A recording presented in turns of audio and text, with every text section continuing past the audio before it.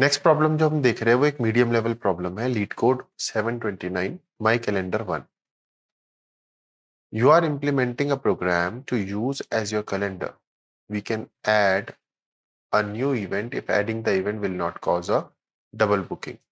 इसका मतलब है आपको एक प्रोग्राम बनाना है जिसको आप एक कैलेंडर की तरह यूज करेंगे और वहां पे आप इवेंट डाल सकते हैं। फॉर एग्जांपल मेरी कोई मीटिंग है या मेरी कोई लेक्चर है और वहां पे एक इवेंट को आप तभी डाल सकते हैं जब उस इवेंट को डालने पर डबल बुकिंग ना हो। अब डबल बुकिंग को किसे कह रहे हैं? A double booking happens when two events have some non empty intersection. तो यानी कि अगर उनका टाइम ओवरलैप कर रहा है तो वो डबल बुकिंग हुई।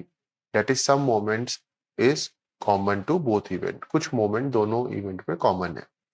फॉर एग्जाम्पल आपको एक मीटिंग अटेंड करनी है 9 to 11 और आप बोल रहे हो मुझे 10 to 12 क्लास लेनी है, तो वो दोनों इवेंट क्या है, कुछ पार्ट ओवरलैप कर रहा है, तो इसलिए वो बुकिंग नहीं हो सकती दोनों की। The event can be represented as a pair of integers start and end. तो दो इंटीजर्स ले लिया हमने, स्टार्ट और एंड। तो स्टार्ट बता रहा है टाइम स्टार्ट हो गया, एंड बता रहा है कि एंड हो गया।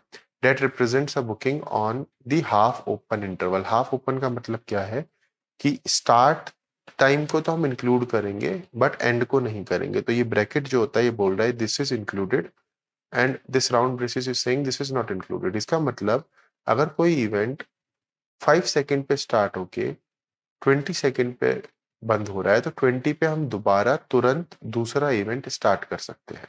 The range of real number x such that start is less than equal to x less than end. ये भी वही कह रहा है कि स्टार्ट और एंड के बीच में हर एक जो मोमेंट है वो बुक्ड है। x जो है वो greater than equal to start होना चाहिए। इक्वल टू भी हो सकता है स्टार्ट, बट एंड से लेस देन होना चाहिए। Implement my calendar class. My calendar initialises the calendar object. तो यहाँ पे क्लास गिवन है जिसके अंदर एक आपको फंक्शन दे रखा है my calendar and boolean book int start comma int end, और दूसरी वो दे रखे है bool book int start comma int end. तो यहाँ पे हम पास करेंगे इवेंट को, तो बुक कॉल करेंगे इवेंट को बुक करने के लिए। तो ये क्या करेगा, returns true if the event can be added to the calendar successfully without causing a double booking. तो ये ट्रू रिटर्न करेगा अगर हम उस इवेंट को ऐड कर सकते हैं। Otherwise return false and do not add the event to the calendar. अगर वो इवेंट ऐड नहीं हो सकता तो फॉल्स रिटर्न करना और उस इवेंट को ऐड नहीं करना है कैलेंडर में। एग्जाम्पल देख लेते हैं। यहाँ पे एग्जाम्पल देखना बहुत जरूरी है बिकॉज हमें यहाँ पे क्लास इंप्लीमेंट करनी है, तो हमें समझना होगा कि वो इनपुट और आउटपुट कैसे दे रहा है। तो ये माई कैलेंडर का मतलब है कि वो माई कैलेंडर फंक्शन को कॉल कर रहा है और यहाँ पे क्या है, ये कुछ इनपुट नहीं ले रहा। माई कैलेंडर फंक्शन कुछ इनपुट नहीं लेगा, ठीक है। फिर ये बुक को कॉल करता है 10 to 25, यानी कि बुक अ इवेंट 10 to 25, और अभी इवेंट खाली है तो ये बुक हो जाना चाहिए। तो यहाँ पे ट्रू रिटर्न हो गया, ठीक है। फर्स्ट माई कैलेंडर के लिए नल रिटर्न हुआ क्योंकि वहां पे ट्रू फॉल्स हमें रिटर्न नहीं करना। फिर यहाँ ट्रू रिटर्न हो गया। फिर इसने बुक करने की कोशिश की 15 to 25, but 10 to 20 already book है तो 15 to 25 ओवरलैप करेगा क्योंकि 15 to 20 वाला पार्ट दोनों में कॉमन है, तो वो ओवरलैप करेगा, फॉल्स हो जाएगा। फिर ये इवेंट एडिड नहीं होगा। फिर तीसरी बुक की 20 to 30। अब क्योंकि ये 20 पे एंड हो रहा है और हमने क्या बोला है, हाफ ओपन इंटरवल, इसका मतलब एंड को इंक्लूड नहीं करना है, तो 20 पे दूसरा इवेंट स्टार्ट हो सकता है। तो यानी कि दिस इज ट्रू। ओके, तो इस तरीके से हमको इसको इम्प्लीमेंट करना है। कंस्ट्रेंट्स देखते हैं। स्टार्ट और and time 10 to the power 9 होंगे, उससे वैसे भी फर्क नहीं पड़ेगा स्टार्ट टाइम अगर बड़ा होगा या छोटा। हमें फर्क पड़ेगा बुक कितनी बार कॉल हो रहा है। बुक हो रहा है 1000 टाइम्स, ठीक है। इसका मतलब मैं n square even n cube तक की भी एल्गोरिथम सोच सकता हूँ। तो जरा इसको सोचते हैं सिंपल। एक ब्रूट फोर्स अप्रोच जो मेरे माइंड में आ रही है वो क्या आ रही है कि हम क्या कर सकते हैं, जो जो हमारे इवेंट है उसको एक वेक्टर में एज अ पेयर स्टोर कर लेते हैं, ठीक है। S1 E1 S2 E2 जो भी नॉन ओवरलैपिंग है। अब मान लीजिए मुझे S E को इसमें ऐड करना है, यानी कि this is a new event. तो मैं चेक कर लूंगा क्या ये इसके साथ ओवरलैप कर रहा है, क्या इसके साथ कर रहा है। अगर ये किसी के साथ भी ओवरलैप नहीं कर रहा होगा तो मैं रिटर्न ट्रू कर दूंगा, इसको ऐड कर दूंगा। और अगर ये किसी एक के साथ भी ओवरलैप कर रहा है तो मैं रिटर्न फॉल्स कर दूंगा, इसको ऐड नहीं करूंगा।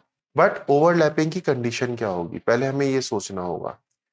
तो इसको सोचने के लिए पहले हम देखते हैं कि ओवरलैपिंग कब हो सकता है। अगर मान लीजिए मेरा ये इवेंट है S1 E1, ये किसी इवेंट के साथ कब ओवरलैप हो सकता है, SE।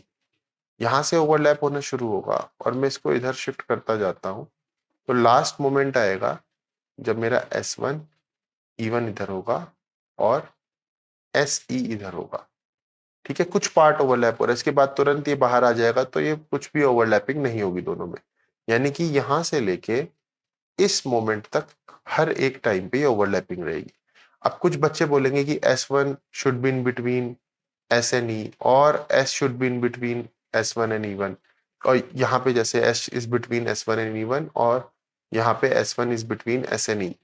तो इस तरीके से हमें इसमें 2-3 कंडीशन लगानी पड़ेगी। बट अगर हम इसको ध्यान से देखें तो इस कंडीशन से इस कंडीशन तक हमारे पास जब भी हम इसमें आए हैं तो एक कंडीशन कॉमन रही है। वो कंडीशन क्या है, S E1 से छोटा है एंड S1 E से छोटा है। यहाँ पे देखो S1 is smaller than E and S is smaller than E1। दोनों कंडीशन ट्रू होनी चाहिए ओवरलैपिंग के लिए। एक भी अगर सिर्फ एक कंडीशन ट्रू है तो ओवरलैपिंग नहीं है। फॉर एग्जांपल SE इधर है और S1 E1 इधर है, तो S is less than E1 but S1 is not less than E। या हमारा S और E इधर आ जाएंगे, तो इस केस में इसको हटा दो अभी, तो S1 is less than E but S is not less than E1। ठीक है, बट जब भी ओवरलैप हो रहे होंगे तो कंडीशन क्या सेटिस्फाई होगी, S1 less than E and S less than E1। ये कंडीशन हमारी हमेशा सेटिस्फाइड होगी। तो जब तक ये है तब तक हमारा ओवरलैपिंग हो रही है। तो हम इसको इस तरीके से करके एक एक इवेंट के साथ ओवरलैपिंग चेक कर सकते हैं। It will work in this case और ये रन भी कर जाएगा आपका ठीक तरीके से। But we can optimise this because इसके ऊपर डिपेंडेंट हमारे पास माई कैलेंडर 2 और माई कैलेंडर 3 ये भी कोड्स है। तो मैं एक ऐसा कोड बनाना चाहता हूँ जो तीनों में चल सके। तो what I can do is, मुझे एक ऐसा डेटा स्ट्रक्चर चाहिए जो मुझे इवेंट्स को सॉर्टेड में रखे, ठीक है, और मल्टीपल सेम इवेंट्स भी आ सके। तो अगर डेटा स्ट्रक्चर सॉर्टेड में होता है तो सेट होता है, लेकिन उसके अंदर यूनिक एलिमेंट्स होते हैं। तो मल्टीपल अगर मुझे सेम इवेंट चाहिए तो मुझे चाहिए मल्टी सेट। अब मैं क्या करूंगा, स्टार्ट के साथ +1 रख दूंगा और एंड के साथ रख दूंगा -1। अब क्योंकि ये सॉर्टेड होगा तो मुझे पता चल जाएगा कि कोई भी इवेंट है, कहां पर है, कैसे है। तो मैंने सारे इवेंट को इस तरीके से रख दूंगा। अगर वो स्टार्ट टाइम है तो +1, उसका एंड टाइम है तो -1। इस तरीके से सारे इवेंट्स को मैं इस मल्टी सेट में रख दूंगा। फॉर एग्जाम्पल इवेंट्स गिवन है 10 to 20, 15 to 25, 20 to 30।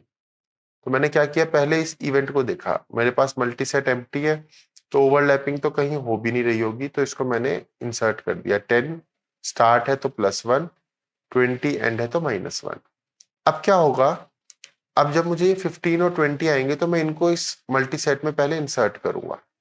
तो मैंने इसको इंसर्ट किया, 15 1 के साथ, 20 था -1 के साथ और 25 है -1 के साथ। क्योंकि सॉर्टेड वे में रहेंगे तो ये इस हिसाब से सॉर्टेड में अरेंज हो जाएंगे। अब मैं क्या करूंगा, इसको आइट्रेट करूंगा और जैसे जैसे मैं इसके ऊपर से जाऊंगा मैं क्या करूंगा, एक वैल्यू ले लूंगा बुक, उसको इनिशियली 0 रखूंगा और उसमें ये जो सेकंड वैल्यूज है इनको ऐड करूंगा। तो यहाँ पे आया बुक हो गया 1, यानी कि अभी तक 10 पर मेरे पास एक बुकिंग होगी। 15 पर आया तो मेरी बुकिंग को +1 किया तो 2 हो गई। तो इसका मतलब मेरे पास 2 बुकिंग हो गई, तो ये डबल बुकिंग बता रहा है। तो यानी कि मैं इस 15 25 को ऐड नहीं कर सकता और मुझे इसे रिमूव करना होगा मेरे मल्टी सेट से और रिटर्न करना होगा फॉल्स। ठीक है, तो this is added but this is not added. Next आता है 20 30, तो 20 1 के साथ और 30 -1 के साथ। अब दोबारा मैं इसे आइट्रेट करूंगा, बुक की वैल्यू इनिशियली 0, यहाँ पर आया तो +1 तो बुक की वैल्यू 1 हो गई, यहाँ पे आया तो -1 तो बुक की वैल्यू 0 हो गई, यहाँ पे आया तो +1, फिर यहाँ आया तो -1 यानी कि 0। तो इसका मतलब किसी भी टाइम पे मेरी बुकिंग की वैल्यू 1 से बड़ी नहीं हुई और इसका मतलब मेरे पास सिर्फ एक सिंगल बुकिंग थी हर टाइम पे, डबल बुकिंग मेरे पास नहीं थी। ठीक है, मल्टीसेट अगेन हमने क्यों यूज किया है? बिकॉज वो सॉर्टेड वे में रखता है हमारा जो भी एलिमेंट्स हैं उनको, otherwise we have to make some height balanced binary search tree. ठीक है, इसको कोड करके देखते हैं, बहुत सिंपल है। तो सबसे पहले हम यहाँ पे क्या कर सकते हैं, सबसे पहले हमें एक मल्टीसेट बनाना होगा पेयर का, इंट कॉमा इंट पी। माई कैलेंडर में हम कुछ नहीं करेंगे, जैसे ही बुकिंग करने आएंगे तो पहले हम इसको इंसर्ट कर देंगे। स्टार्ट का पेयर बना देंगे 1 के साथ, और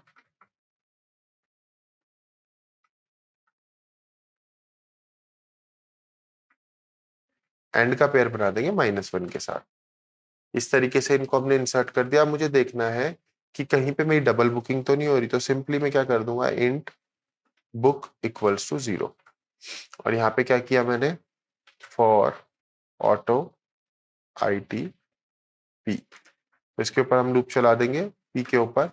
और सिंपली हम क्या करेंगे, हम चेक करेंगे कि हमारे पास डबल बुकिंग है सिंगल, तो सिंपली मुझे क्या करना है, book plus equals to IT dot second. और अगर if book is greater than 1, अगर बुक की वैल्यू 1 से ग्रेटर हो रही है तो हमें क्या करना होगा, फॉल्स रिटर्न करने से पहले इनको हमें डिलीट करना होगा जो हमने यहाँ इंसर्ट किया, क्योंकि ये हो नहीं सकते इवेंट में। तो simply what we will do is p dot erase p dot find. तो इनका आइटरेटर चाहिए होगा तो इनको फाइंड कर देंगे हम, make pair start comma 1 and p dot erase p dot find make pair and comma -1। ठीक है, और इसके बाद रिटर्न कर देंगे हम फॉल्स। लेकिन अगर ऐसा कहीं पे भी नहीं हुआ तो वो ऑलरेडी एडिड है, तो हमें कुछ करने की जरूरत नहीं है उनको, और हम रिटर्न कर देंगे ट्रू। ठीक है, सिंपल सा कोड है। इसको रन करते हैं, एक्सेप्टेड एंड देन सबमिटेड, सही तरीके से चल गया। और इसी पे डिपेंडेंट है हमारा माई कैलेंडर 2 क्वेश्चन भी, जिसके अंदर हम डबल बुकिंग कर सकते हैं, ट्रिपल नहीं। तो यहाँ पे हमें बस इस कोड में सिंपल सी एक चीज चेंज करनी होगी कि हमारी जो बुकिंग है वो ग्रेटर देन 2 होने पर हम ये रिटर्न फॉल्स करें।